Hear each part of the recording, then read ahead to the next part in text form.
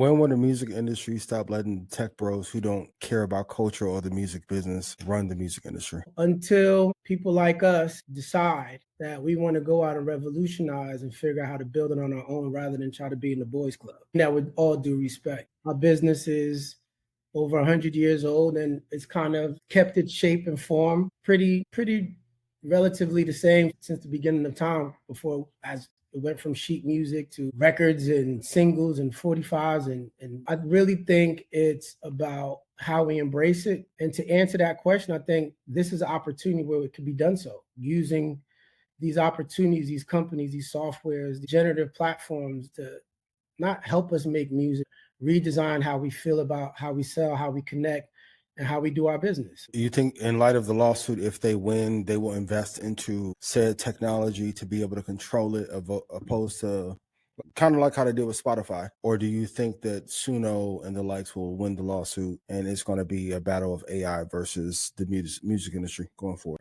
Honestly, I don't know who gets the win. I don't know what a win is in this. I know that technology is entering the arena and we have a system throughout the entire ecosystem of the music business that's dated and trying to evolve depending on what company you want to talk about.